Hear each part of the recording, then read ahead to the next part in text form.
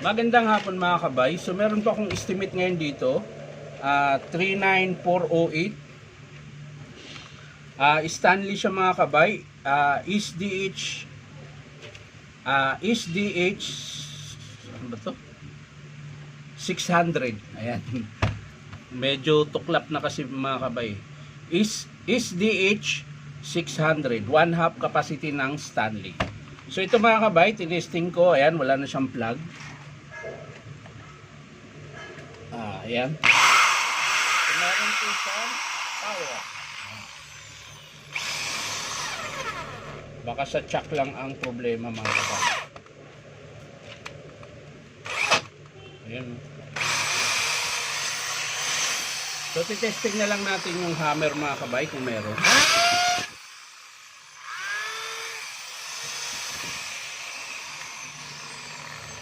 So yung reverse mga kabay, yan, meron din.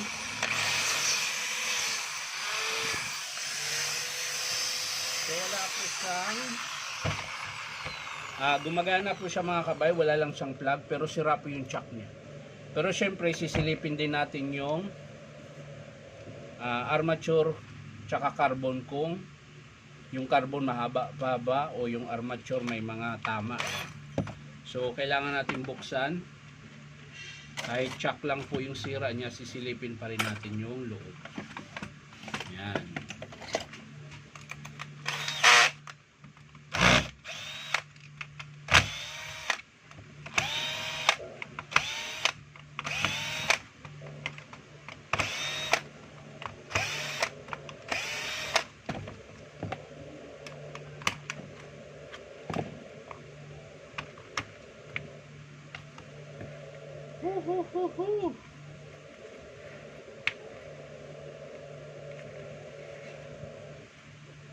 So nakalas po yung ano niya mga kabay, yung selector or plate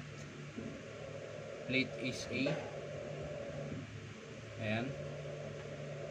So ayos lang natin yung spring, baka mawala. Meron po kasi siyang spring dito mga kabay. Ayan.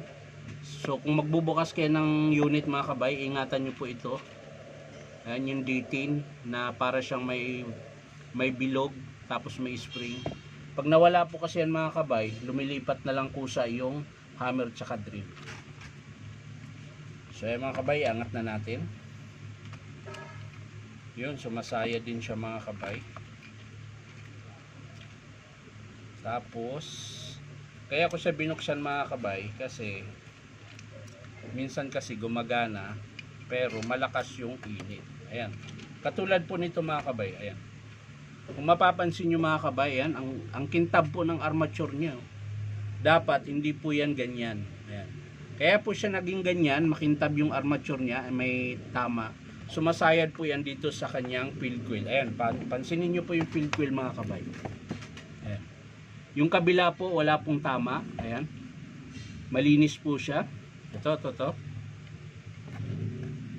Ito mga kabay, ito. Yan, yung tinuturo ko ng flat screw, wala pong tama yan.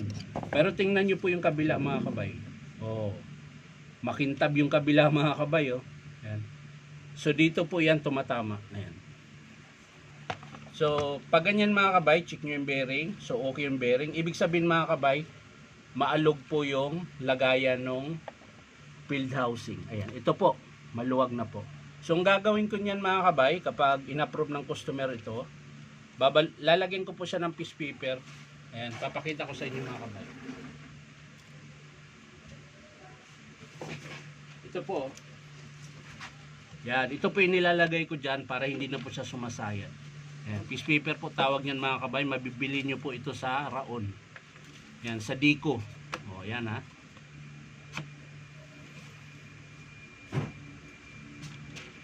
So yun po yung ginagamit ko mga kabay pag maluwag yung lagayan ng field coil. Para sumikip lang siya mga kabay, hindi siya tatama. Tapos syempre i-check natin yung brass holder mga kabay. So okay pa po yung contact. Medyo may itim na siya kaya maganit. Ayan. Ayan. So okay pa po. So ang sira lang nito mga kabay yung chuck. Tapos yung plug, wala siyang plug, ayusin natin yung wiring. So sa carbon mga kabay, ayan, carbon niya kalahati pa, so hindi pa ako magpapalit. So yan lang po ang sira mga kabay. Magpapalit lang po tayo ng chuck. Tapos sasapinan natin yung field coil niya. Ayan. Tapos plug. Ayan. Ito po, wala na po kasi siyang plug, so lalagyan natin ng plug para madaling masaksak. Ayan. So yan lang mga kabay, hindi ko na po ipapakita kung paano buuin, papakita ko na lang mga kabay kapag in-approve ng customer. So ulitin ko mga kabay, sa estimate natin na SDH 600 Stanley, 1/2 capacity mga kabay, may hammer, may drill, may variable. Ayan, may reverse. So chuck lang po, tsaka plug.